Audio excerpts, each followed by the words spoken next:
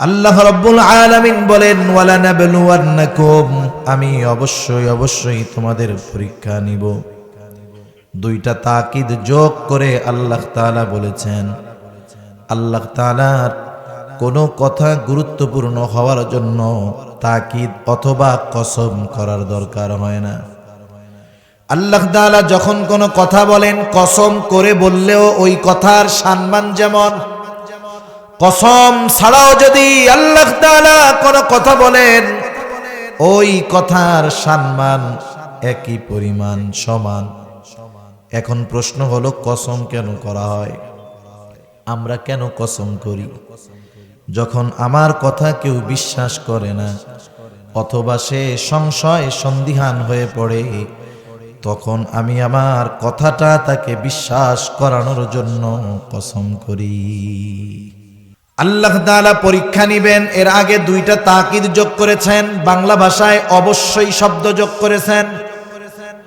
সাধারণভাবে কথাটা যদি এমন হয়, আপনাদের এলাকার কেউ যদি বলে আমি ঢাকা যাব, বলেন তো এই কথাটা আপনার আমার কাছে যতটা গুরুত্ব পাবে, সে যদি বলে আমি অবশ্যই ঢাকা যাব, আগের কথার চাইতে পরের কথার গুরুত্ব বেশি না কম? কারণ অবশ্যই যোগ করার কারণে এটা হলো তাকিদ। আবার যদি কেউ বলে আমি অবশ্যই ঢাকা যাব, বলেন তো আগের দুই কথার চাইতে, দুই বাক্যের চাইতে শেষের কথার গুরুত্ব বেশি না কম? অবশ্যই দুইবার বলার কারণে আগের কথাগুলার চাইতে এটাকে আমরা গুরুত্ব বেশি দিব। এটা মানুষের একটা অভ্যাস। এই জন্য আল্লাহ রাব্বুল আলামিন দুইটা তাকিদ যোগ করে জানায় দিলেন, গোলাম আমি অবশ্যই তোমাদের পরীক্ষা নিব। এই কথাটা গ্রহণযোগ্য করার জন্য আল্লাহ তাকিদ যোগ করেন নাই, যাতে আমরা গুরুত্ব দেই। এই জন্য আল্লাহ তাআলা দুইটা তাকিদ যোগ করছেন। আর আমরা তাকিদ যোগ করি কেন? আমার ওই যে ঢাকা যাব কথাটাকে কি করানোর জন্য?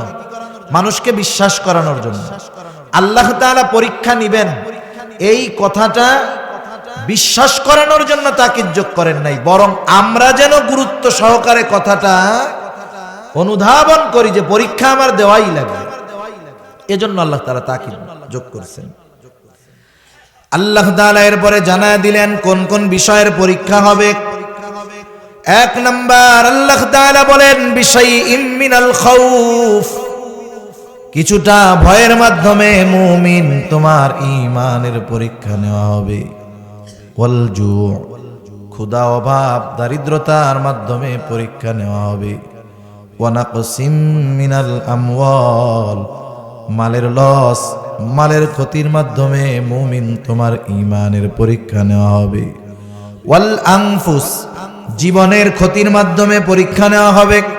ওয়াস সামারাত, ফল ফসলের ক্ষতির মাধ্যমে মুমিন তোমার ঈমানের পরীক্ষা নেওয়া হবে।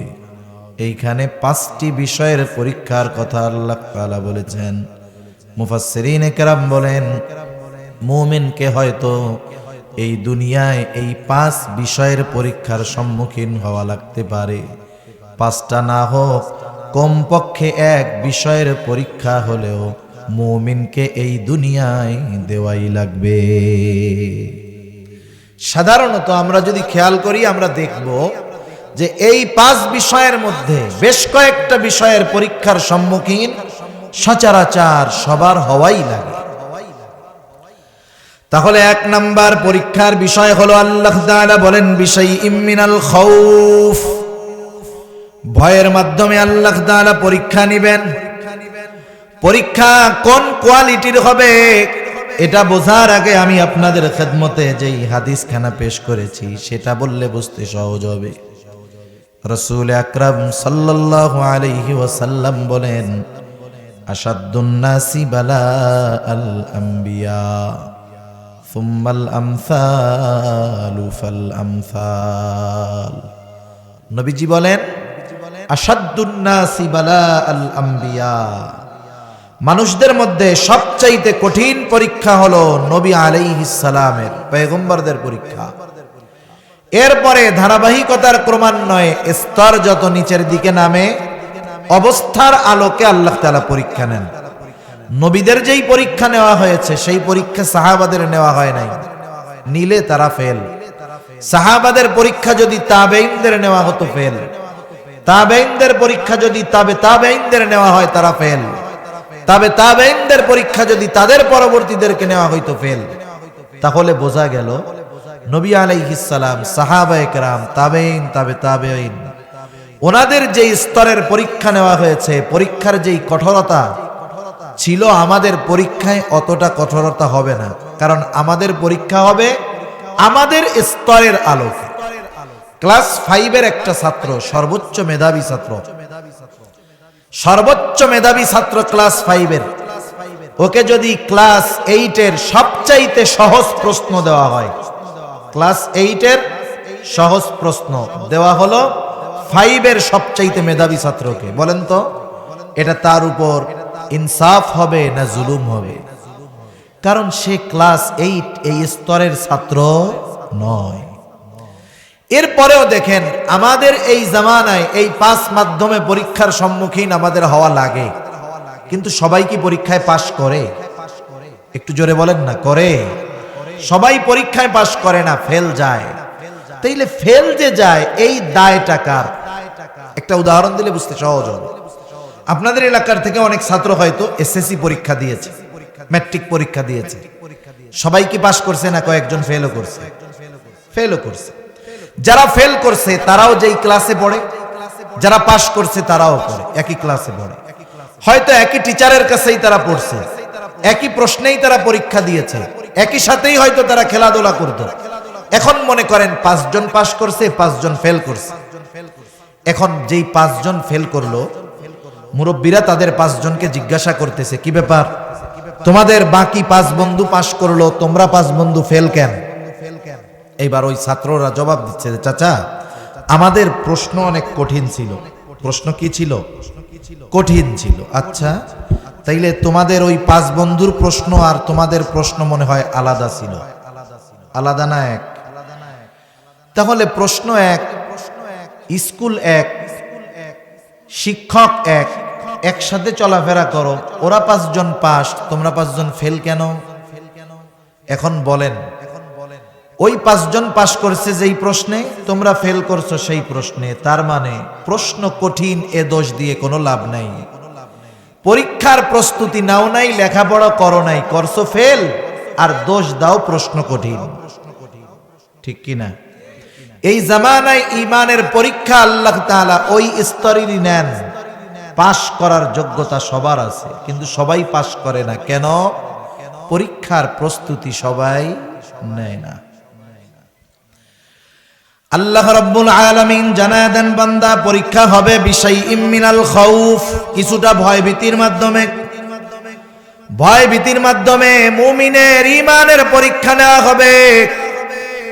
অতীতেও ছিল, পৃথিবীর শুরু থেকে নিয়ে যারাই ইসলামের উপরে চলতে যায়, ঈমানের দাবি অনুযায়ী জীবন পরিচালনা করতে চায়, হাজারো বাধা বিপত্তি তাদের আসে, কিন্তু ওই পরীক্ষার উপরে যারা অটল থাকে তারাই জয়ী হয়ে যায়।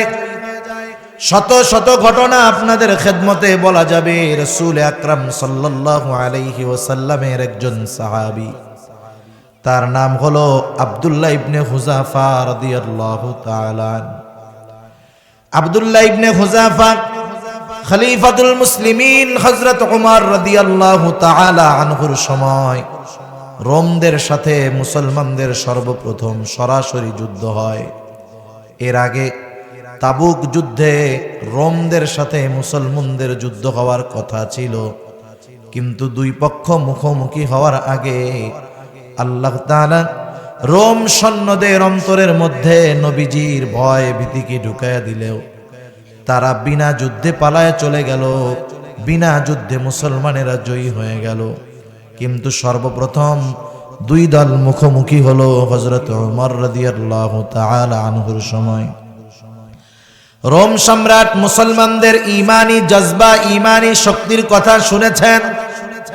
সেনাপ্রধানকে তিনি বললেন, সেনাপ্রধান যুদ্ধের ফলাফল যা হয় হোক, তুমি কিছু জীবিত মুসলমান সৈন্য আমার কাছে আটক করে আনবা। আমি একটু তাদের ঈমানের পরীক্ষা নিতে চাই। ইতিহাসের অন্যতম প্রসিদ্ধ কিতাব আল বিদায়া ওয়ান নিহায়া থেকে আপনাদের শোনাচ্ছি। ঘটনাক্রমে মুসলমানদের একটা দল আটকা পড়ে গেল। বাদশাহর আদেশ, তাদেরকে পাঠায় দেওয়া হলো রাজধানীতে। বাদশাহর কাছে খবর দেওয়া হলো, বাদশাহ নামদার, মুসলমানদের একটা দল আমাদের হাতে আটক, আপনি আদেশ করলে হাজির করা হবে। বাদশাহ বললেন, আগামী দিন সকাল বেলায় দরবারে হাজির করবা। বাদশাহর আদেশে পরের দিন সকাল বেলায় দরবারে হাজির করা হলো। বাদশাহ এবার উপস্থিত সৈন্যদের দিকে তাকায় বলতেছেন, এই তোমাদের এই কাফেলার আমিরকে, তোমাদের এই দলের নেতাকে। যুবক একজন দাঁড়িয়ে গেছে যে আমি হলাম এই কাফেলার আমির, এই দলের নেতা। কারণ দুনিয়ার নিয়মটাও এইরকম, কোন বংশের বংশপতি, কোন গোত্রের গোত্রপতি, কোন দলের দলপতি, তাকে যদি হাতে নিয়ে সাজায়, তাকে যদি আয়ত্তে আনা যায়, অটোমেটিকলি তার অনেক অনুসারী হাতে চলে আসে। যুবককে বলতেছে, যুবক নাম কি তোমার? বলে, আমার নাম হলো আব্দুল্লাহ ইবনে খুজাফা। বাদশাহর হাতে বন্দী আব্দুল্লাহ ইবনে খুজাফা। উপস্থিত দরবারের মানুষ চিন্তা করতেছে, এই বুঝি বাদশাহ আদেশ করে যাও, আমার বিরুদ্ধে যুদ্ধ করতে আসছে, কত বড় সাহস, এদের সবাইকে শিরচ্ছেদ করে দাও, অথবা এদের সবাইকে শুলিতে চড়িয়ে হত্যা করো। কিন্তু অবাক করা বিষয়, বাদশাহ এমন কোনো আদেশ করলেন না, বরং শত্রুকে হাসি মুখে ডেকে তিনি নিজের পাশে নিয়ে বসালেন। ডাক দিয়ে বললেন, আব্দুল্লাহ, তুমি আমার কাছে আসো, পাশে বসো। আব্দুল্লাহ ইবনে খুজাফাকে বাদশাহ বলতেছে, আব্দুল্লাহ, তোমাকে দেখার পর তোমার প্রতি আমার একটা আন্তরিকতা, মোহাব্বত, ভালোবাসা জাগ্রত হয়ে গেছে। আমি চাই তোমার সাথে আমার একটা সুন্দর সম্পর্ক হোক। কিন্তু আব্দুল্লাহ, একটা জিনিস তোমার আর আমার মাঝে বাধা হয়ে দাঁড়ায় গেছে। আব্দুল্লাহ, তুমি হলে মুসলিম, আমি হলাম খ্রিস্টান। আমার পক্ষ থেকে তোমার নিকটে শুধু মোহাব্বত করব, ভালোবাসবো তা নয় আব্দুল্লাহ, আমি তোমাকে মুক্ত করে দিব। তুমি হয়তো চিন্তা করতেছো এখান থেকে যাবার পর তোমার এলাকার মানুষ তোমাকে গ্রহণ করবে না, বিপদের আশঙ্কা। চিন্তার কোনো কারণ নাই। আমার ঘরে সুন্দরী ষোড়শী যুবতী একটি মেয়ে আছে, আমার একমাত্র মেয়ে। তোমার সাথে আমি বিবাহ দিয়ে দিব। বিবাহের দিন আমার রোম সাম্রাজ্যের অর্ধেক আমি তোমার নামে লিখে দিব। আব্দুল্লাহ, আমার মৃত্যুর পর তুমি বাকি অর্ধেকের মালিক হয়ে যাবা। তুমি হবা এই বিশাল রোম সাম্রাজ্যের একচ্ছত্র অধিপতি। কত সুবিশাল এক প্রস্তাব! আব্দুল্লাহ ইবনে হুযাফাকে প্রস্তাব দেওয়া হলো। আব্দুল্লাহ ইবনে হুযাফা রাগে রক্ত গরম হয়ে গেছে, শরীরের লোমকূপ দিয়ে ঘাম বের হচ্ছে। স্বাভাবিক বিষয়, আমার আপনার সবচাইতে পছন্দের বস্তু কেউ যদি চায়, বিনিময়ে যদি আমাকে আপনাকে আমার আপনার সবচাইতে অপছন্দের বস্তুটা দিতে চায়, এই ধরনের প্রস্তাব যদি আমাকে আপনাকে কেউ দেয়, বলেন তো সভ্য শান্ত মানুষটাও কিন্তু রাগ হয়ে যাবে, ঠিক কিনা বলেন? আব্দুল্লাহ ইবনে হুযাফা সাহাবায়ে কেরামের কাছে সবচাইতে পছন্দের বস্তু ছিল ঈমান, আর সবচাইতে ঘৃণার বস্তু ছিল কুফর। তারা দুনিয়া ত্যাগ করে, দুনিয়া ছেড়ে কুফর ত্যাগ করেছে, ঈমানকে গ্রহণ করেছে। আব্দুল্লাহ ইবনে হুযাফাকে দুনিয়ার বিনিময়ে সেই কুফর গ্রহণ করতে বলা হয়। প্রচন্ড রাগ হয়ে গেল আব্দুল্লাহ। রাগে ক্ষোভে চোখগুলো রক্তবর্ণ হয়ে গেছে। বসে থাকা আব্দুল্লাহ দাঁড়ায় গেছে, বাদশার দিকে ফিরে ঈমানি আওয়াজে বলতেছে, এই রোমের কুকুর, তুই কি দুনিয়ার বিনিময়ে আমার ঈমান কিনতে চাস? তুই শুনে রাখ, এ তো তোর সামান্য রোম সাম্রাজ্য। তুই যদি আমাকে তামাম দুনিয়ার মালিকও বানিয়ে দিস, আমি আব্দুল্লাহ আমার ঈমান তোর কাছে বিক্রয় করব না। মানুষ যে জিনিস কখনো দেখে নাই, মানুষ যে জিনিস কখনো শুনে নাই, কল্পনাও করে নাই, এইরকম কোন বিষয় যদি বাস্তবতায় আমার আপনার সামনে চলে আসে, বাস্তবভাবে আমি আপনি যদি সেই জিনিস অবলোকন করি, কি হবে? আমাদের ভাষায় বলে হতবাক হয়ে যাবে, মানে ভাষা হারায় ফেলবে। রোমের মানুষ তো কোনোদিন দেখে নাই যে তাদের সম্রাটকে কেউ ধমক দিতে পারে, এটা কল্পনাও করে নাই, দেখা তো বহু দূর। যখন ওই জিনিসটা বাস্তবভাবে দেখছে, পুরো দরবার নীরব হয়ে গেছে। অনেক সময় আমাদের সাথে এমন কিছু ঘটে যে আমরা হতভম্ব হয়ে যাই, কি বলবো টের পাই না। বাদশাকে যখন ধমক দিছে, বাদশা চিন্তা করছে যে প্রস্তাব দিছি, যে টোপ দিয়েছি, এটা গিলবেই। কিন্তু যখন দেখলো হিতে বিপরীত, তখন বাদশাও কিছু বলার নাই, হতবাক হয়ে গেছে।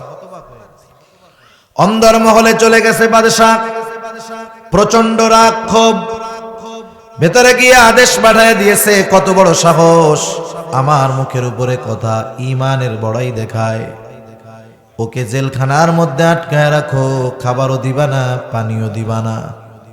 বাদশার আদেশে জেলখানার মধ্যে আটকায় রাখা হলো, খাবারও দেওয়া হয় না, পানিও দেওয়া হয় না। ডাক্তারকে বলা হলো, ডাক্তার খোঁজ খবর রাখবা, যখন দেখবা অবস্থা বড় খারাপ আমার কাছে জানাইবা। এক সপ্তাহ জেলখানার মধ্যে যুবক আব্দুল্লাহ ইবনে খুজাফা, খাবারও নাই, পানিও নাই। বাদশাহ দেখতে পেলেন, ডাক্তার দেখতে পেলেন, জেলখানার মধ্যে আব্দুল্লাহ ইবনে খুজাফা শুয়ে আছে, দেখে বোঝা যায় না বেঁচে আছে নাকি মারা গেছে। এইবার উনি ভেতরে গিয়ে দেখেন অবস্থা খারাপ। বাদশার কাছে গিয়ে ডাক্তার বলে, বাদশাহ নামদার, আব্দুল্লাহ ইবনে খুজাফার অবস্থা ভালো না, এখন যদি খানা পানি না দেওয়া হয়, যে কোনো মুহূর্তে বড় বিপদের আশঙ্কা আছে। বাদশাহ বললেন, যাও খানা পানির ব্যবস্থা করো, তবে খাবার দিবা শূকরের গোশত, পানি দিবা মদ মেশানো পানি। বাদশাহর আদেশে শূকরের গোশত আর মদ মেশানো পানি নিয়ে যাওয়া হলো। ক্ষুধার্ত আব্দুল্লাহর সামনে খানা দেওয়া হলো। বাদশাহ ছিলেন আহলে কিতাব, তিনি খুব ভালো মতো জানে আব্দুল্লাহ ইবনে খুজাফাকে এতদিন খাবার দেওয়া হয় নাই, সে দৈহিকভাবে দুর্বল হয়ে গেছে, আর এখন যদি হারাম খাওয়ানো যায়, ঈমানি দিক দিয়েও দুর্বল হয়ে যাবে। সেজন্য যারা সুস্থ সবল তবে হারাম খায়, সুস্থ সবল তবে উপার্জন হারাম, খায় হারাম, এদের দৈহিক শক্তি থাকতে পারে, ইমানি শক্তি জিরো। ইমানি শক্তি কি? জিরো। এজন্য গোটা দুনিয়ার মধ্যে দেখবেন, মুসলিম ঘরে জন্ম নিয়েছে অসুবিধা নেই, মুসলমানের সন্তান হারাম খায়, আছে না নাই? খোঁজ নিয়ে দেখবেন, পরিচয় মুসলিম হোক, মুসলিম ঘরে জন্ম হোক, দুনিয়ার মধ্যে যারা ইসলাম, মুসলমান, মাদ্রাসা, মসজিদ, দিনদার মানুষ, ওলামায়ে কেরাম, কোরআন সুন্নাহ, আল্লাহর বিরুদ্ধে কথা বলে, খোঁজ নিয়ে দেখবেন এরা হারামের সাথে জড়িত বিধায় কোরআন সুন্নাহ ইসলামের বিরুদ্ধে বলতে পারে, ঠিক কিনা বলেন? কত নামাজি ইসলামের বিরুদ্ধে বলে, অবাক হয়ে যাবে। দেখবেন কত নামাজি কিসের বিরুদ্ধে বলে? ইসলামের বিরুদ্ধে বলে। নামাজ পড়ে আবার, কিন্তু আহা, ও নামাজ পড়ে ঠিক, ইমানি শক্তি কি হয়েছে? জিরো হয়ে গেছে, আরাম খাইতে খাইতে। হালালের একটা প্রভাব আছে, খাবারের কি আছে? প্রভাব আছে। যাই হোক, আমি ওইদিকে যাব না, আর কি এমনি বললাম। আব্দুল্লাহ ইবনে খুজাফাকে হারাম খাবার দেওয়া হলো। বাদশা জানে হারাম যদি খাওয়াতে পারি ইমানি দুর্বলতা আসবে। কিন্তু আপনারা বলেন তো, আব্দুল্লাহ ইবনে খুজাফা দৈহিক দিক দিয়ে দুর্বল, কিন্তু ইমানের দিক দিয়ে দুর্বল নাকি?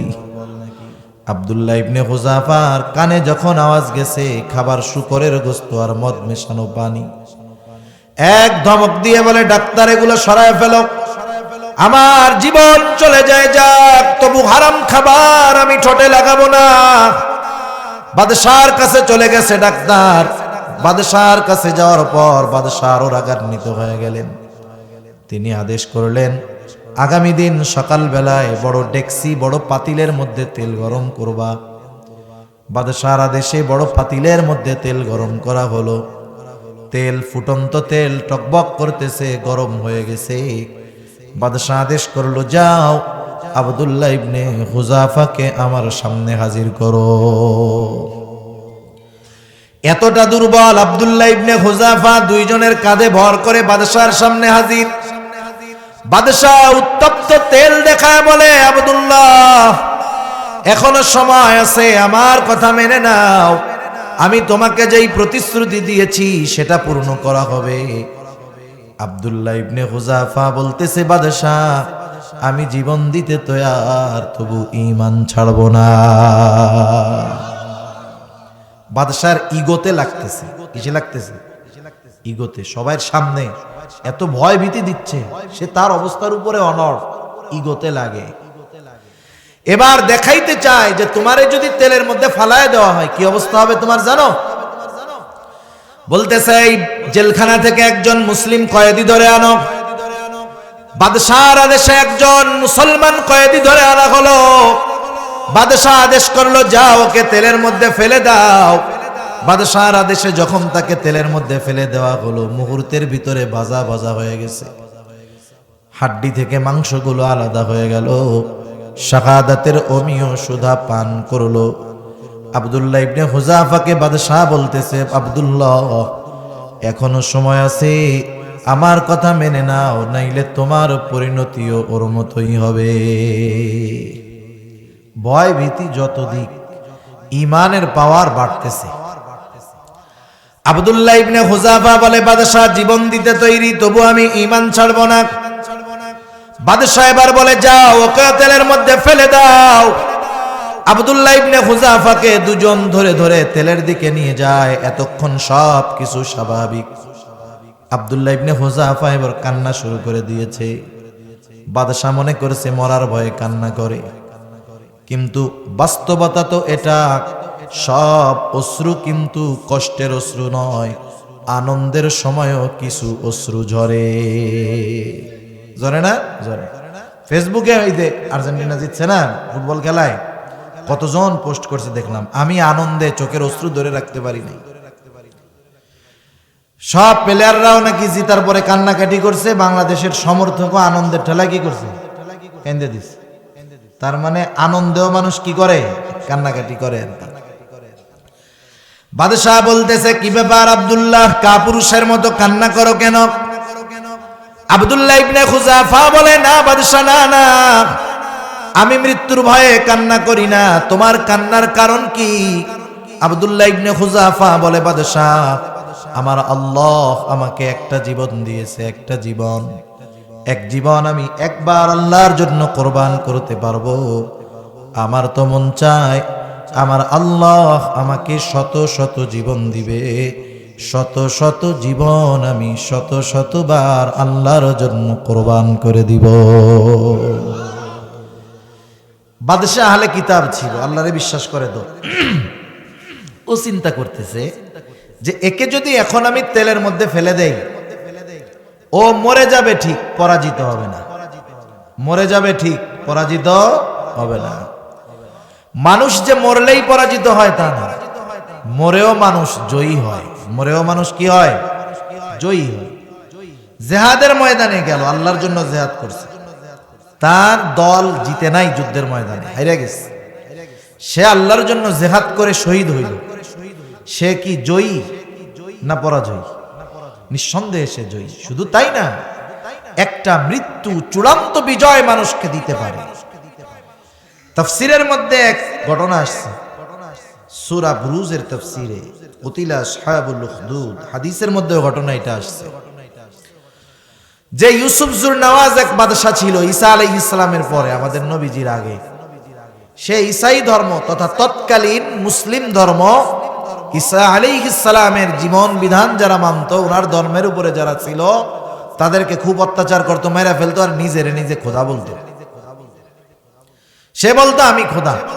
তার দরবারে একজন জাদুকর ছিল, জাদুকর বৃদ্ধ হয়ে গেছে। বাদশাকে বলছে, বাদশাহ একটা মেধাবী বালকের ব্যবস্থা করেন, যেই বালককে আমি আমার বিদ্যাগুলো শিখাইয়া দিব, যাতে এই বিদ্যাগুলো সংরক্ষিত থাকে আর মানুষ যেন উপকৃত হতে পারে। যাই হোক, খুঁজে টুজে একজন মেধাবী বালককে বের করা হলো। ওকে বলা হইল তুমি প্রতিদিন ওই জাদুকরের বাড়িতে গিয়ে সে যা শিখায় তাই শিখবা। এবার সে প্রত্যেক দিন যায়। জাদুকরের বাড়িতে যাওয়ার পথে একজন পাদ্রীর একটা বাড়ি ছিল রাস্তার পাশে।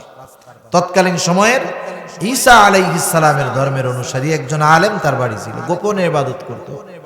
যাই হোক, এক সময় বালক ওই পাদ্রীর সাথে তার পরিচয় হয়ে গেছে। যখন আপনার আমার বাড়ির সামনে দিয়ে প্রতিদিন যদি একটা ছেলে যাতায়াত করে, অনেক সময় কথা হয় না, কোথায় যাও, কোন কারণে যাও, এইভাবে পাদ্রীর সাথে তার একটা সম্পর্ক হয়ে গেছে। প্রত্যেকদিন যখন যায়, একদিন হয়তো ঘরে বসে চাটা খাওয়াবো, কথাবার্তা হবে, পরিচয় হবে। পাদ্রীর সাথে ছেলেটার ওইভাবে পরিচয় হয়ে গেছে। আর পাদ্রী ছেলেটাকে দাওয়াত দিছে দিনের। বালক ও মেধাবী বালক, সে বিষয়টা বুঝতে পারছে। এখন সে জাদুকরের কাছেও যায়, আবার পাদ্রীর কাছেও প্রত্যেক দিন যায়, কারণ পাদ্রীর কথাগুলো তার ভালো লাগে, সে ঈমান আনছে।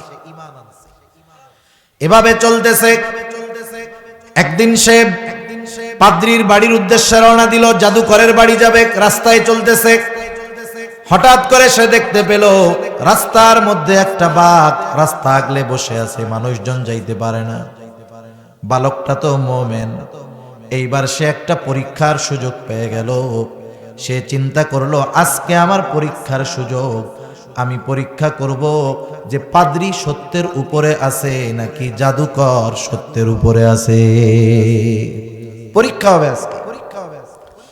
সে হাতের মধ্যে ছোট্ট একটা পাথর নিয়ে বলে, আল্লাহ, পাদ্রীর ধর্ম যদি সত্য হয়, এই পাথরের আঘাত লেগে যেন বাঘটা মারা যায়। ছোট্ট একটা পাথর। এই কথা বলে বিসমিল্লাহ বলে যখন বালক ওই ছোট্ট পাথরটা বাঘের গায়ে মারলো, ছোট্ট পাথরের আঘাতে বাঘটা মরে গেল। মানুষজন যাতায়াত শুরু করে দিল। এইবার ওই বালক পাদ্রীর কাছে গিয়ে সব ঘটনা খুলে বলল যে এই ঘটনা। পাদ্রী এবার বলে, বালক, তোমার ঈমান তো কামেল হয়ে গেছে। বালক, অচিরেই তুমি পরীক্ষার সম্মুখীন হবা। যখন পরীক্ষার সম্মুখীন হবা, তুমি আমার কথাটা কিন্তু গোপন রাখবা। আতরের ঘ্রাণ, দুর্গন্ধ বা আতরের ঘ্রাণ, ভালো ঘ্রাণ। ঘ্রাণ তো এমন এক জিনিস, কেউ আতর লাগাইছে গায়ে, ও যদি চিন্তা করে আমি এটারে জড়ায় ধরবো আর জানি না বাহির হয়, এটা কি সম্ভব? আরে দিনের আলো এমন এক আলো, এটাকে দাবায় রাখা যায় না, এটা এমনিই ছড়ায় যায়, ঠিক কিনা? যাই হোক, বালক চলতেছে, জীবন ভালোই চলতেছে। ইতিমধ্যে বাদশার দরবারে একজন উজির ছিল। উজির, সে ছিল জন্মান্ধ, চোখে দেখে না। সে শুধু আফসোস করতো, আহারে, চোখ দুইটা যদি ভালো হইতো সব দেখতে পারতাম। এইবার ওই বালকটা বলে, উজির, আমি তোমার চোখ ভালো করে দিতে পারি, তবে শর্ত হলো গোপন রাখবা, আর যার মাধ্যমে এটা ভালো করব তার উপরে বিশ্বাস আনবা। কেমনে করবা? বলে, ঈমান আনো, আল্লাহ রব্বুল আলামিন তোমার চোখ ভালো করে দিবে। বালক দোয়া করলো, অন্ধর চোখ ভালো হয়ে গেল। লোকটা এটা দেখে বুঝে শুনে সেও ঈমান আনলো। পরের দিন দরবারে গেছে। এতকাল তো অন্ধ, চোখে দেখে না, আজকে সব দেখে। বাদশাহ ইউসুফ জুরনওয়াজ জিজ্ঞাসা করে, কি ব্যাপার, তুমি না গতকাল অন্ধ ছিলা, আজকে কেমন করে তুমি ভালো হইলা? বালক শিখায় দিছে, শোনো, তোমার চোখ আমি ভালো করি নাই, ভালো করছে গে। এইবার ওই উজির বলতেছে, বাদশাহ, আমার আল্লাহ আমাকে সুস্থ করে দিয়েছেন, দৃষ্টি শক্তি ফিরিয়ে দিয়েছে। বাদশাহ বলে, কি, আমি হইলাম তোর খোদা, আমি তো তোর চোখ ভালো করি নাই। ভালো করলো কোন খোদা? এবার বল। জুলুম শুরু হয়ে গেছে। ও বলে দিছে, এই যে এই বালক আমারে এই করছে, আল্লাহর প্রতি আমি ওই ঈমান আনছি। হুকুমদারির আসামি হলো এক নম্বরে হয়, মারামারি গেঞ্জাম হয় না, যে মার্ডার করছে ওর নামের আগে আসে ওর দলের লিডার। যদি ঢাকাও বসে থাকে, গ্রামে মারামারি হয়েছে, লিডারের নাম কয় নম্বরে? এক নম্বরে।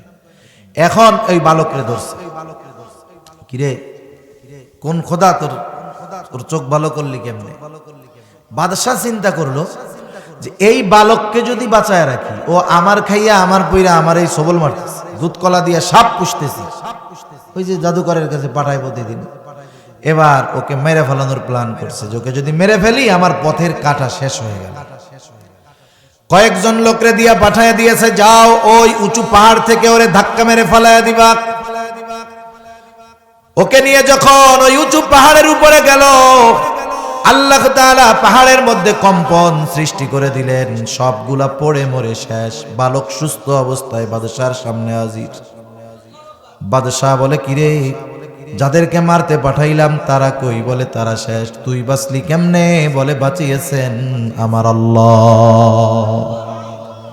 বাদশারে যারা খোদা বইলা মানত, আরে ফেরাউনরেও তো মানুষ খোদা বইলা মানছে, জানেন না?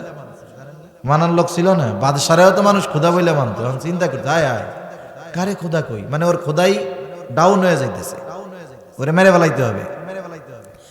এবার আবার কয়েকজনের দায়িত্ব দিল, যাও ওই সমুদ্রের মধ্যে ওরে ফালায় দিয়ে আসবা। গভীর সমুদ্রে নৌকা নিয়ে গেল। আল্লাহ তাআলা এমন ঢেউ সৃষ্টি করে দিলেন, নৌকা উলাট পালট হয়ে গেছে, সবগুলা মরে শেষ। বালক সুস্থ অবস্থায় বাদশার দরবারে হাজির। কিরে, ওরা কোথায়? বলে, সবগুলা শেষ। কেমনে মরলো? বলে, আল্লাহ মারছে। তুমি বাঁচলা কেমনে? বলে, বাঁচিয়েছেন আমার আল্লাহ। এইবার বালক বলে, বাদশাহ, তুমি যত পদ্ধতি অবলম্বন করো না কেন আমাকে মারতে পারবা না। আমার আল্লাহ যদি হেফাজত করে তুমি মারতে পারবা না। তোমার যেহেতু আমাকে মারার এত ইচ্ছা, তবে শোনো, আমি যেই পদ্ধতি তোমাকে বলে দিব সেই পদ্ধতি অবলম্বন যদি করো আমারে মারতে পারবা। বাদশাহ চিন্তা করতেছে, পদ্ধতি যা হয় হোক, লাভ ক্ষতির চিন্তা পরে, আগে হইল ওকে মারার দরকার। কেমনে মারবো? বলে, শোনো, তুমি সারা দেশের মানুষকে একত্রিত করবা, এক জায়গায় হাজির করবা। সব মানুষের মধ্যে আমি থাকব। তোমার জল্লাদ আমার দিকে তীর নিক্ষেপ করবে, তীর মারবে। তবে শর্ত হলো, তীর মারার সময় সে বলবে, বিসমিল্লাহি রব্বিল গোলাম। আল্লাহর নামে তীর মারতেছি। কোন আল্লাহ? এই বালকের রব, যে ওই রব আল্লাহর নামে বালকের দিকে তীর মারতেছে, এইটা বইলা তোমরা মারবা। বাদশাহ ঘোষণা করে দিল, একেবারে সব লোক হাজির, বুড়া গুড়া, দুগ্ধপোষ্য সন্তানকে নিয়ে মা হাজির। সারা দেশের মানুষ জানে বাদশার সাথে এক বালকের এমন কাজকর্ম চলতেছে।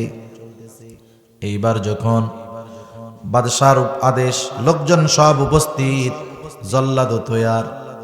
বিসমিল্লাহি রব্বিল গোলাম বলে যখন তীর মারলো, উপস্থিত সবাই বলে উঠলো, আমানতু বিরব্বিল গোলাম। অর্থাৎ ওই তীর যখন বালকের গায়ে লাগলো, বালক জমিনে লুটিয়ে পড়লো, শহীদ হয়ে গেল, মরে গেল। এই দৃশ্য দেখার পর উপস্থিত সব মানুষ বলে উঠলো, লা ইলাহা ইল্লাল্লাহু ঈসা রূহুল্লাহ। তারাও বলল যে, আমানতু বিরব্বিল গোলাম, আমিও এই বালকের রবের উপরে ঈমান আনলাম। সুবহানাল্লাহ। এখন বলেন, বালককে তীর মেরে মেরে ফেলছে, মরে গেছে ঠিক, জয়ী না পরাজয়? চূড়ান্ত বিজয় হয়েছে তার। সেজন্য ঈমানের উপরে থাকলে এটা মরলেও জয়ী হয়। আমরা তো মনে করি মরে গেলে সব শেষ। না না, একটা মানুষের শেষ কখন? কাফের মুশরিক যারা আছে, এরা নামের মুসলমান আর বংশীয় মুসলমান আর গরু খাওয়া মুসলমান, এগুলাকে মরা ধরে। মরা একটা মানুষ তো মরে গেছে তখন যখন সে তার আদর্শ বিচ্যুত হয়ে গেছে, ঠিক কিনা বলেন? আরে মরা তো ওইটা যেটা ফজরের নামাজ পড়তে পারে না, ওইটা আসল মরা। ওই রকম crore crore, million million, billion billion মুসলমানের সন্তান যদি দুনিয়ায় থাকে, কাফের মুশরিক তাদেরকে গোনায় ধরে না। কিন্তু একজন ইসলামের পক্ষে বলে, হকের পক্ষে বলে, দ্বীনের পক্ষে বলে, এইরকম একজনকে ওই রকম জিন্দা লাশ বিলিয়ন বিলিয়ন মানুষের চাইতে একজনকে তারা বেশি ভয় পায়, ঠিক কিনা বলেন? কারণ ওইটারে কাফেররা তাজা মনে করে। তা বাদশাহ তো বুঝতেছে একে যদি মেরে ফেলিও মরে যাবে, তবে পরাজিত তো হইল না, আদর্শের উপরে অটল থেকে গেল। বাদশাহ এবার বলতেছে, আব্দুল্লাহ কোনো অসুবিধা নাই, তোমারে আমি মুক্ত করে দিব। আমার ছোট্ট একটা দাবি আব্দুল্লাহ, আরবের রীতি অনুযায়ী তুমি আমার কপালে একটা চুম্বন করবা। আরবের একটা রীতি, যার সাথে যার আন্তরিকতা মোহাব্বত ভালোবাসা আছে কপালে চুম্বন করে। আব্দুল্লাহ ইবনে হুযাফা চিন্তা করতেছে, বাদশাহ তোর কপালে একটা চুম্বন করব ঠিক, নিজের মুক্তির বিনিময়ে নয়। এইবার শর্ত দিয়েছে। আব্দুল্লাহ ইবনে হুযাফা বলে, বাদশাহ তোমার কপালে আমি একটা চুম্বন করতে পারি, শর্ত হলো তোমার জেলখানায় যত মুসলমান কয়েদি আছে সবগুলাকে ছেড়ে দিতে হবে। বাদশাহ চিন্তা করলো, ও যদি চুমাটা দেয় তাও তো আমার একটা কথা থাকলো। হয়ে গেলেন আব্দুল্লাহ ইবনে হুযাফা বাদশার কপালে একটা চুম্বন করলো, আর বাদশাহ ওয়াদা মোতাবেক তার জেলখানায় যত মুসলমান কয়েদি ছিল সবাইকে ছেড়ে দিলে। দুইটা জিনিসের শিক্ষা এখানে আমাদের আছে। পরীক্ষা আসবে, ভয়ভীতির মাধ্যমে আসতে পারে। এই পরীক্ষায় পতিত হয়ে যদি মারা যায়, মনে করেন মরেই যেতে হলো, জয়ী না পরাজয়, পরীক্ষায় পাস, কোনো সন্দেহ নেই। আর যদি অটল অবিচল থাকা যায় নিজের আদর্শ মতাদর্শের উপরে, চূড়ান্ত বিজয় আজ অথবা কাল প্রকৃত মুমিনেরই হবে, ঠিক কিনা বলেন? এই জন্য ভয়ভীতি আসবে, স্বাভাবিক ব্যাপার। এরপরে আল্লাহ রাব্বুল আলামিন জানায় দেন, ওয়াল জু', ক্ষুধা, অভাব, দারিদ্রতার মাধ্যমে মুমিনের ঈমানের পরীক্ষা নেওয়া হবে। অভাব দারিদ্রতার মাধ্যমে পরীক্ষা। আমাদের অভ্যাস হলো, আমরা যখন সম্পদের মালিক হই, সম্পদকে আমরা শুধু নেয়ামত মনে করি, কিন্তু বাস্তবতা হলো এটা সম্পদ আল্লাহ তাআলা পরীক্ষার জন্যই দেন। আল্লাহ তাআলা বলেন, ইন্নামা আমওয়ালুকুম ওয়া আওলাদুকুম ফিতনাহ। আল্লাহ তাআলা বলেন, সম্পদ, সম্মান, সম্পদ, সন্তান এগুলা তোমাদের জন্য পরীক্ষা। শুধু তাই না, আর এক জায়গায় আল্লাহ তাআলা বলেন, ফাআম্মাল ইনসানু ইযা মাবতালাহু রাব্বুহু ফাআকরামাহু ওয়া না'আমাহু। আল্লাহ তাআলা মানুষের পরীক্ষা নেওয়ার জন্য সম্পদ দেন, সম্মান দেন। সেজন্য সম্পদ, সম্মান এটা যেমন নেয়ামত, ওইটা তেমন পরীক্ষা। তবে আমরা মানুষ সম্পদকে নেয়ামত যতটা মনে করি, পরীক্ষা ততটা মনে করি না। অভাব এটা নেয়ামত আবার পরীক্ষাও, কিন্তু অভাবকে কেউ নেয়ামত মনে করি না, অভাবরে কি মনে করি? পরীক্ষাই মনে করি। এটা মানুষের স্বাভাবিক অভ্যাস আর কি। এজন্য আল্লাহ তাআলা যেগুলো বলেন মানুষের খাসলাতের দিকে খেয়াল করে বলেন। অভাবে পড়লে আমরা পরীক্ষা মনে করবো, এটা আল্লাহ তাআলা ভালোই জানেন।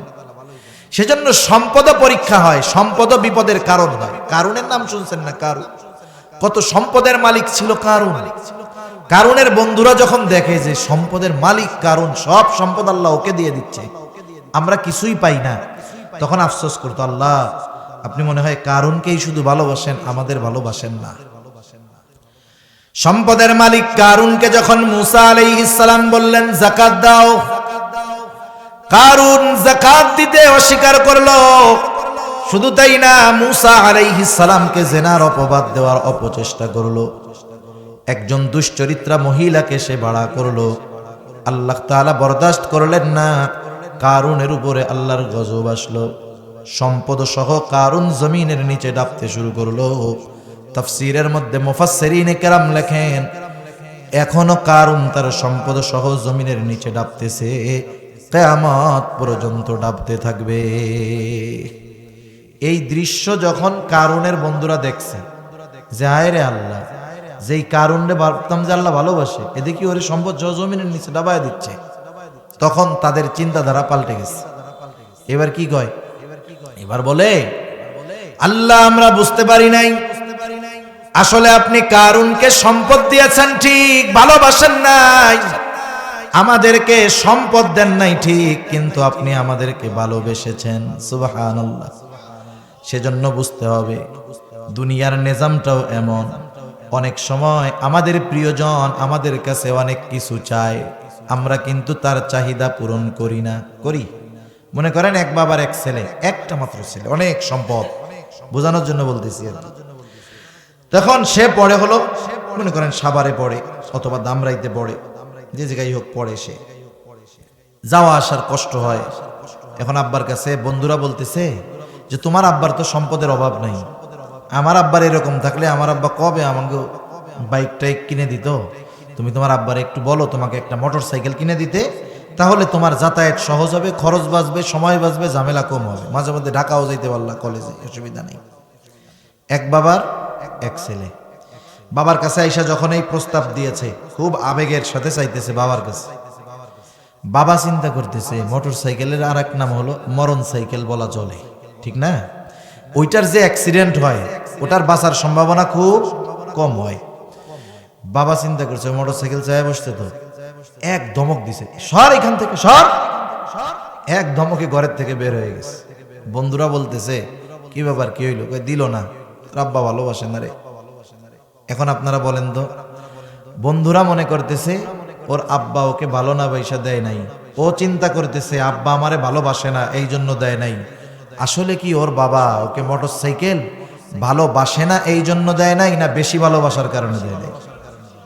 কারণ চিন্তা করছে একটা মাত্র ছেলে, একবার যদি হয় সব শেষ, বংশে বাতি দেওয়ার আর কেউ থাকবে না, এই চিন্তা করে দেয় নাই। অনেক সময় আমরা আল্লাহর কাছে অনেক কিছু চাই, আবেগ নিয়ে চাই, আল্লাহ তাআলা দেন না। ওই বাপ ছেলেরে যে ভালোবাসে তার চাইতে আল্লাহ বেশি ভালোবাসে না কম? বাপ যেমন জানে ছেলের চাহিদা ঠিক ওইটা, কিন্তু ওর মধ্যে ক্ষতি আছে। আমরা আল্লাহর কাছে চাই, আল্লাহ তাআলা ভালো জানে বান্দা ঠিক চাইতেছে কিন্তু ওর মধ্যে ক্ষতি আছে। সেজন্য অনেক কিছু আছে আমরা মহব্বত করি, পছন্দ করি, কিন্তু আল্লাহ তাআলা ওর মধ্যে আমাদের জন্য কল্যাণ রাখে নাই, অমঙ্গল অকল্যাণ ওর মধ্যে আমাদের জন্য আছে। আবার অনেক কিছুকে আমরা নিজেদের জন্য অকল্যাণকর মনে করি, অথচ ওর মধ্যে আল্লাহ তাআলা আমাদের জন্য কল্যাণ রেখে দিছে। এজন্য অভাব অনটন অনেক সময় দিনদার মানুষও তো পড়ে, সেজন্য মনে করার সুযোগ নাই যে আল্লাহ তাআলা আমাকে ভালোবাসে না বিদায় আমাদের অভাব দিয়েছে। এজন্য অভাবের সময়ও হতাশ না হয়ে যাওয়া। 3 নাম্বার আল্লাহ তাআলা বলেন ওয়ানাকসিম মিনাল আমওয়াল, মালের লস, মালের ক্ষতির মাধ্যমে মুমিনের ঈমানের পরীক্ষা নেওয়া হবে। ব্যবসার মাল, দোকানে আগুন লেগে পুড়ে গেছে হতে পারে, যে কোনো পদ্ধতিতে মালের ক্ষতি হতে পারে, এর মধ্যেও মুমিনের ঈমানের পরীক্ষা।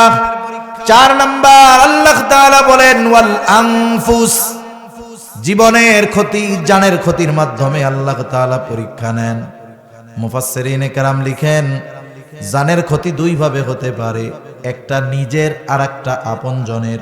হতে পারে আমি নিজে অসুস্থ হলাম, অথবা হতে পারে আমার কলিজার টুকরা সন্তানকে আল্লাহ অসুস্থতা দিয়ে দিলেন। হয় কি হয় না?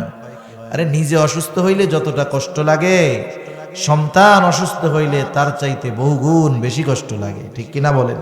এটা আল্লাহর তরফ থেকে পরীক্ষা। হতে পারে এই জানের ক্ষতি মৃত্যুর মাধ্যমেও হতে পারে, যে আমার কলিজার টুকরা সন্তান এত ভালোবাসি, আল্লাহ তাআলা একটা রোগ দিয়ে নিয়ে গেছে, এটা কার পক্ষ থেকে পরীক্ষা? আল্লাহর পক্ষ থেকে। 5 নাম্বার আল্লাহ তাআলা বলেন ওয়াসসামারাত, ফল ফসলের ক্ষতির মাধ্যমে পরীক্ষা নেওয়া হবে। আপনাদের আশেপাশে তো ধান লাগায়, মনে হয় ধান হয় কি হয় না? একটা জমিনের মধ্যে কতটুকু জমি কেমন ধান হলো যিনি আবাদ করেন বুঝতে পারেন। 1 বিঘা জমি, এখানে যেই পরিমাণ ধান কতটুকু হইছে একজন অভিজ্ঞ কৃষক সেটা অনুধাবন করতে পারে। মনে করেন একজন দেখলো তার ধান বাম্পার ফলন, পেকে গেছে, 1-2 দিনের মধ্যে ধান কেটে ঘরে উঠাতে হবে। কৃষক বাড়িতে শুয়ে শুয়ে রাতের বেলায় চিন্তা করে যেই পরিমাণ ফলন হয়েছে তাতে করে সকল দেনা পাওনা পরিশোধ করে আরো 6 মাস নির্দ্বিধায় চলবে ইনশাআল্লাহ। আগামীকাল অথবা পরশু 10 জন লোক নিয়ে ধানগুলা কাইটা ঘরে আনবো, এই চিন্তা সে করতেছে।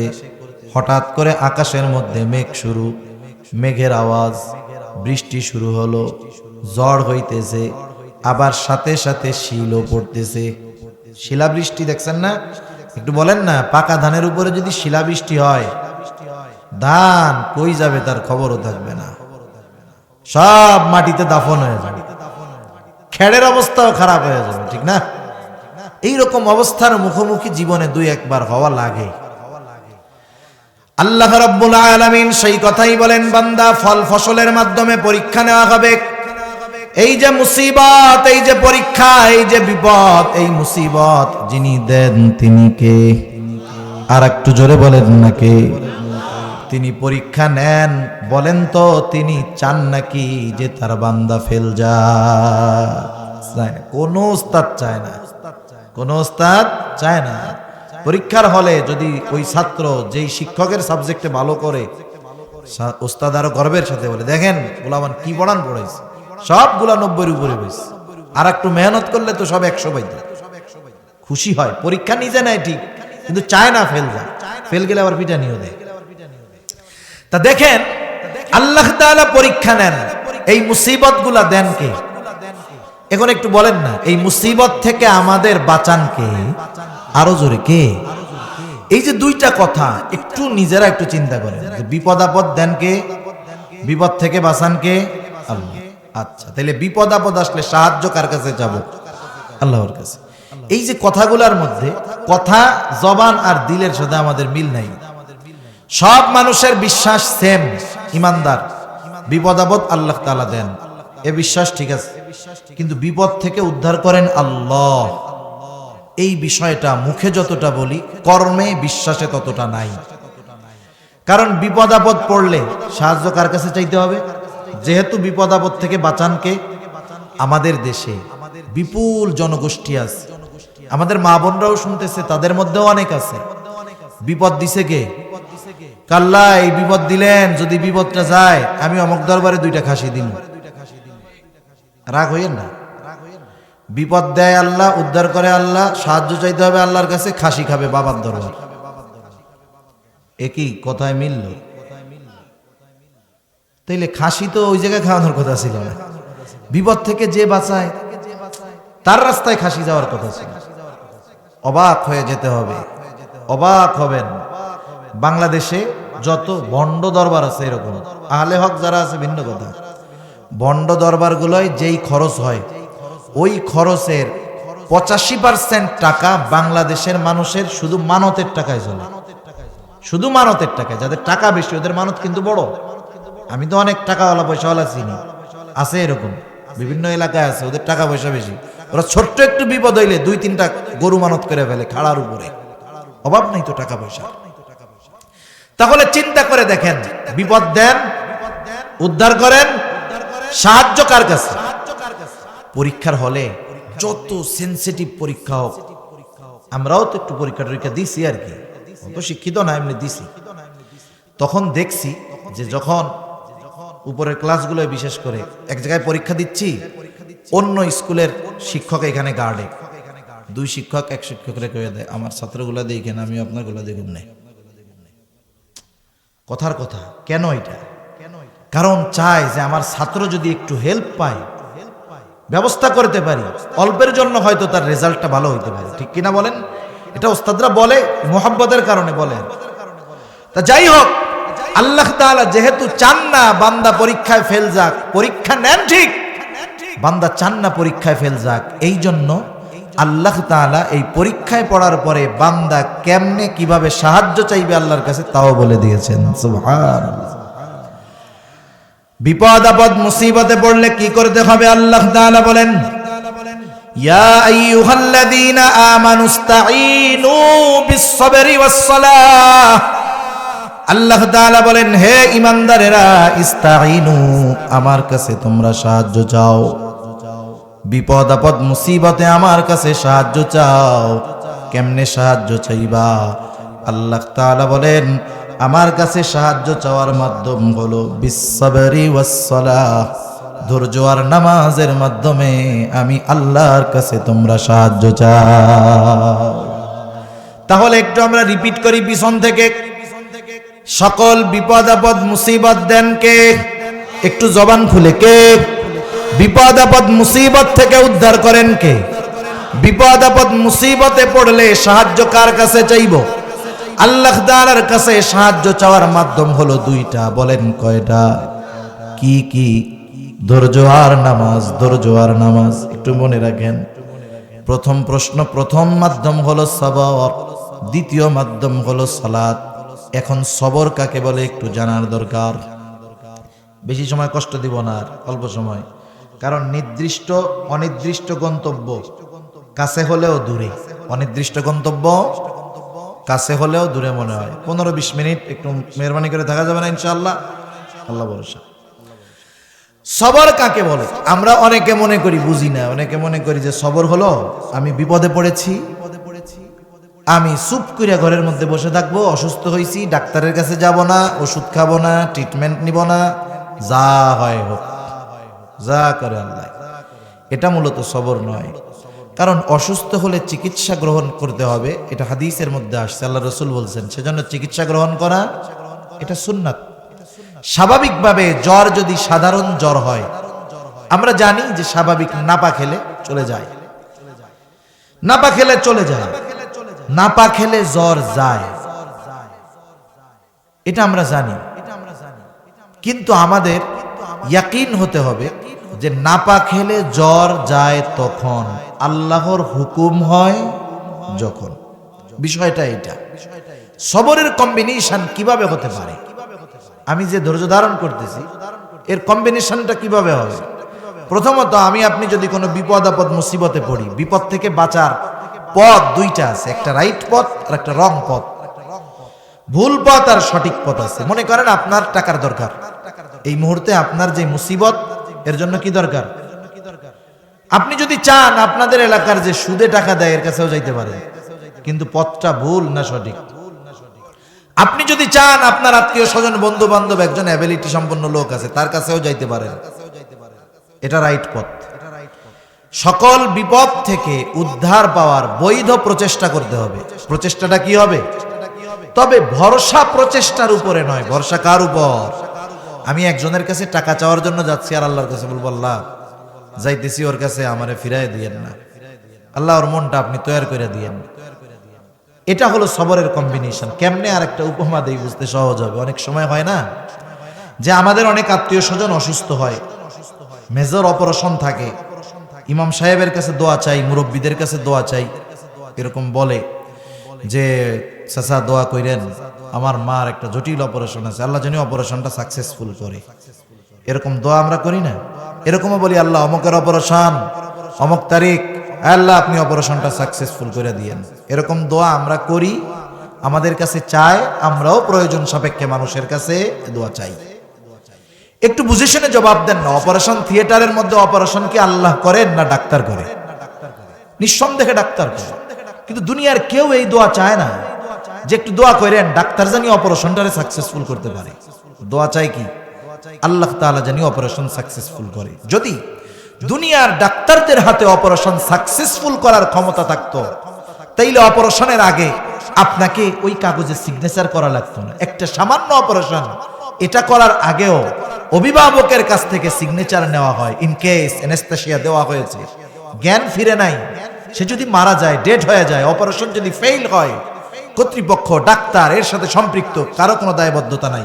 ওই সিগনেচার বাংলায় লেখা থাক আর ইংরেজিতে লেখা থাক, এই ধরনের কথাই লেখা থাক, আপনি সিগনেচার দিয়ে দিচ্ছেন। কারণ ডাক্তার জানে অপারেশন ছোট হলেও এটা ফেইলও হতে পারে, সফলও হতে পারে। তাহলে অপারেশন থিয়েটারে অপারেশন করে ডাক্তার, কিন্তু সাকসেসফুল করতে পারে না। কারণ ডাক্তারের হাতে যদি অপারেশন সাকসেসফুল করার ক্ষমতা থাকতো, তামাম দুনিয়ার মধ্যে একটা অপারেশনও ব্যর্থ হতো না।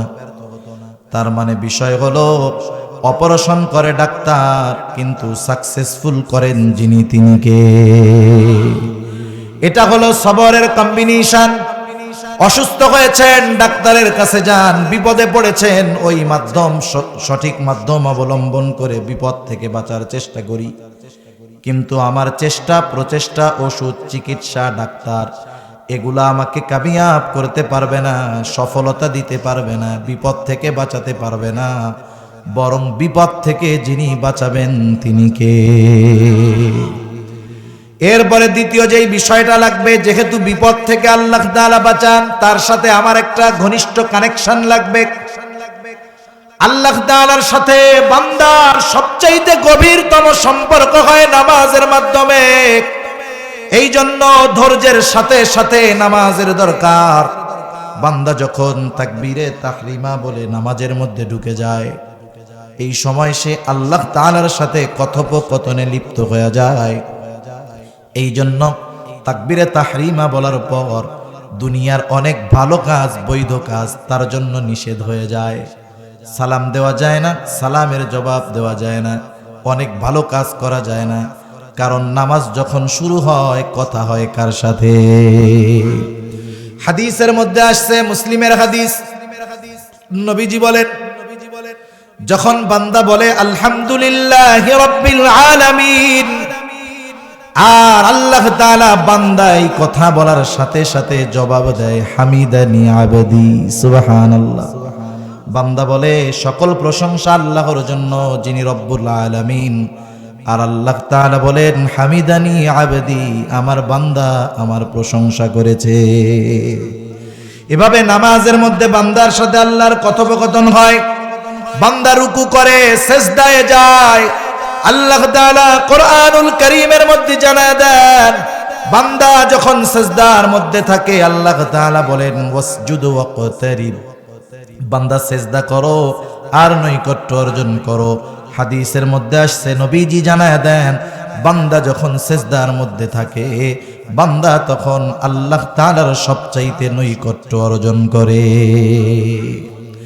তাহলে একটু পেছনে আবার যাই, বিপদ আপদ মুসিবত দেন কে?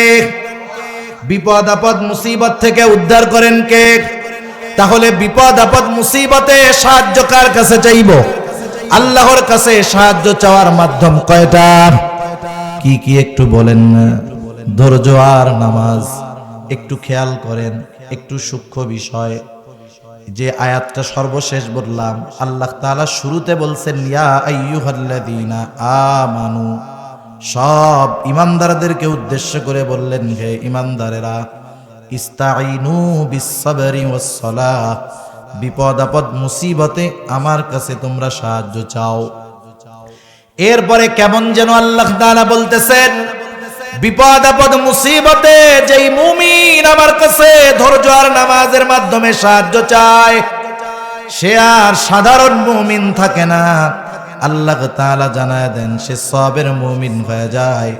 এই কারণে আয়াতের শেষে আল্লাহ তাআলা ইন্নাল্লাহা মাআল মুমিনিন বলেন নাই, বরং আল্লাহ তাআলা বলেন ইন্নাল্লাহা মা'আস সাবিরিন, নিশ্চয়ই আল্লাহ তাআলা ধৈর্যশীলদের সাথে আছেন। একটু বলেন তো, আল্লাহ তাআলা যার সাথে আছে দুনিয়ায় তার কোনো চিন্তা আছে নাকি? কোনো চিন্তা নাই।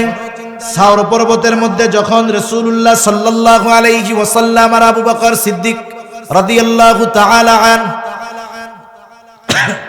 কাফেররা খুঁজতে খুঁজতে একেবারে গুহার কাছে চলে গেছে, হযরত আবু বকর সিদ্দিক রাদিয়াল্লাহু তাআলা আনহু বলতেছেন, কাফেররা এত নিকটে, এত কাছে, আমি চিন্তা করতেছি, তাদের প্রত্যেকের কথা আমি শুনতেছি, প্রত্যেককে চিনতেছি। আমাদেরকে খুঁজতে যাওয়ার জন্য তাদের দূরে যাওয়ার প্রয়োজন নেই। তারা যদি তাদের নিজেদের পায়ের দিকে তাকায় আমাদেরকে দেখতে পাবে। এত কাছে আমরা। ওই মুহূর্তে আবু বকর সিদ্দিক রাদিয়াল্লাহু তাআলা আনহু সর্বোচ্চ ভীত এবং চিন্তিত ছিলেন। রাসূল আকরাম সাল্লাল্লাহু আলাইহি ওয়াসাল্লাম আবু বকর সিদ্দিক রাদিয়াল্লাহু তাআলা আনহুর অবস্থা দেখে বুঝতে পারলেন যে সে চিন্তিত। নবীজির ব্যাপারে তিনি কতটা চিন্তিত ছিলেন বোঝা যায়। যখন হিজরতের সময় সাগরের পাড় দিয়ে চলতেছেন পথ, এক পাশে পাহাড়, এক পাশে সমুদ্র, আবু বকর সিদ্দিক রাদিয়াল্লাহু তাআলা আনহু কিছু সময় নবীজির সামনে হাঁটেন, কিছু সময় ডানে, কিছু সময় বামে, কিছু সময় পিছে।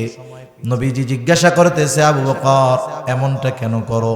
তিনি বলেন, ইয়া রাসূলুল্লাহ, আমি যখন আপনার ডানে থাকি আমার ভয় হয় না জানি বাম দিক দিয়ে শত্রুর কোনো অস্ত্রের আঘাত আপনার গায়ে লাগে, তখন বাম দিকে চলে যাই। আবার ভয় হয় না জানি সামনের দিক দিয়ে কোনো আক্রমণ আসে, সামনে চলে যাই।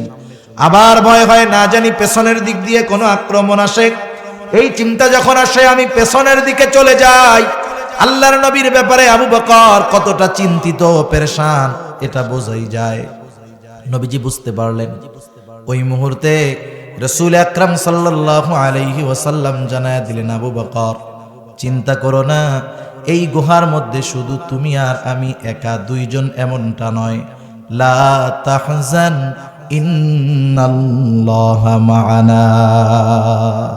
চিন্তা করো না, এই গর্তের মধ্যে ওরা যত কাছে আসুক না কেন, এই গর্তের মধ্যে আমি আর তুমি দুইজন নয়, আমাদের সাথে আছে কে? আর একটু জোরে, কে আছে? তাহলে যাদের সাথে আল্লাহ আছেন তাদের কোনো চিন্তা নাই। এখন আসেন আমার মূল আলোচনার দিকে যাই অল্প সময়। আল্লাহ তাআলা 5 বিষয়ের পরীক্ষা নেবেন।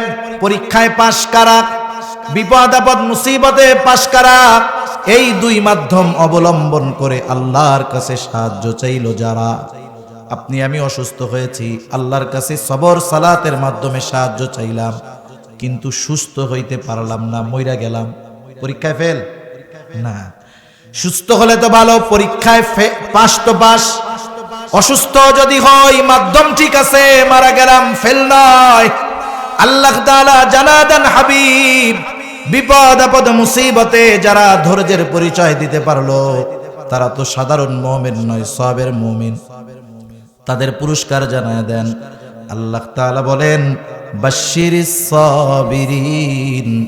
আল্লাহ তাআলা বলেন ধৈর্যশীল যারা তাদেরকে সুসংবাদ জানায় দেন তথা জান্নাতের সুসংবাদ জানায় দেন।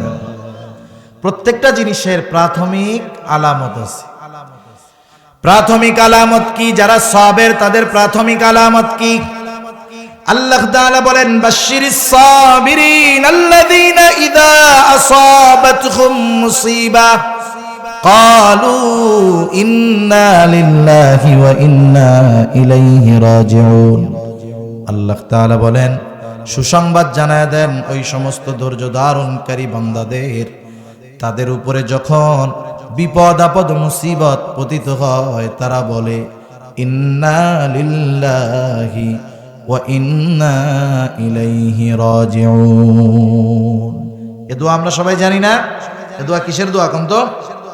বিপদ আপদ মুসিবতের দোয়া। এক জায়গায় জিজ্ঞাসা করছি কিসের দোয়া, বলে মানুষ মরার দোয়া। শুধু মানুষ মরলেই না, ছোট বড় সব বিপদে এটা পড়তে হয়। বলেন তো বিপদে পড়লে সবার মুখ দিয়ে কি এই দোয়া বাইর হয়? এই যে মনে করেন কাদার রাস্তায় অনেক সময় মানুষ বৃষ্টির সময় পড়ে যায় না, পড়ে যায় কি একজন কি বলে ওরে মা, ওরে বাবা রে, গেছি রে, ও মা। আর অনেকে কেউ আল্লাহ। আল্লাহ কি সবার মুখ দিয়ে বেরোইছে? বিপদের সময় আল্লাহর নাম, আল্লাহর স্মরণ কার আসে? ছোট ছোট বাচ্চা আছে না, 2 বছর 2.5 বছর বয়স, 2 বছর বয়স, 1.5 বছর বয়স, ওর বাপ ওকে খুব মহব্বত করে, আব্বু খুব ভালোবাসে। মনে করেন ঘর থেকে একটু বাহিরে নিয়ে গেছে, একটু লোকজন আছে সেইখানে।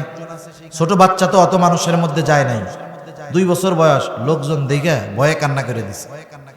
আছে আব্বুর কোলে, নিশ্চিত কোনো বিপদের সম্ভাবনা তো নাই আল্লাহ চাইলে, কিন্তু কান্না শুরু করে দিছে। ডাক দিছে কারে বলেন তো? মা বলে কান্না শুরু করে। বাচ্চা কি বলে কান্না শুরু করে?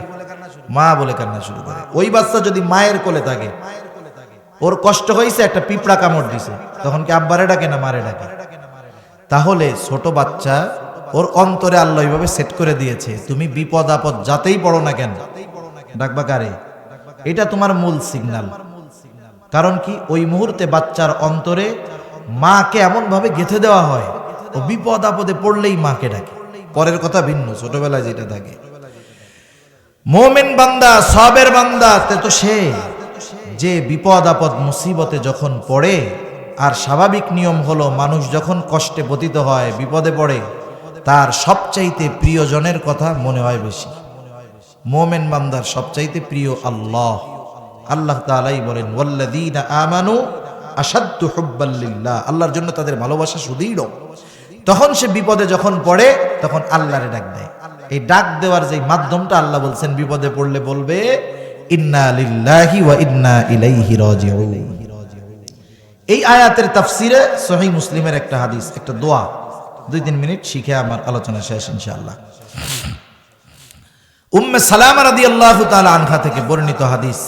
এই দোয়াটা নবীজি শিখায়া দিয়েছেন, এমন একটা দোয়া আমরা তো কিছু দোয়া শুধু কোরআন থেকে শিখি, কিছু দোয়া শুধু হাদিস থেকে শিখি। এই দোয়ার প্রথম অংশ আল্লাহ তাআলা শিখিয়ে দিয়েছেন, আর দ্বিতীয় অংশ মুহাম্মাদুর রাসূলুল্লাহ সাল্লাল্লাহু আলাইহি ওয়াসাল্লাম শিখিয়ে দিয়েছেন। রাসূলুল্লাহ সাল্লাল্লাহু আলাইহি ওয়াসাল্লাম বলেন, যখন তোমরা কোনো বিপদ আপদ মুসিবতে পতিত হবে, তোমরা বলবে ইন্না লিল্লাহি ওয়া ইন্না ইলাইহি রাজিউন। এটুক তো আমাদের সবার মুখস্থ আছে। অর্থ হলো নিশ্চয়ই আমরা আল্লাহর জন্যই, আবার আমরা আল্লাহর নিকটেই প্রত্যাবর্তন করব, তথা আল্লাহর নিকটেই ফিরে যাব। এরপরে নবীজি শিখায়া দিলেন, আল্লাহুম্মা আজুরনি ফি মুসিবাতি ওয়া আখলিফ লি খায়রাম মিনহা। আল্লাহুম্মা আজুরনি ফি মুসিবাতি ওয়া আখলিফ লি খায়রাম মিনহা। অর্থ হলো, আয় আল্লাহ, এই বিপদের উজরাত আমাদেরকে দেন, বিপদের প্রতিদান দেন, বিপদ থেকে উদ্ধার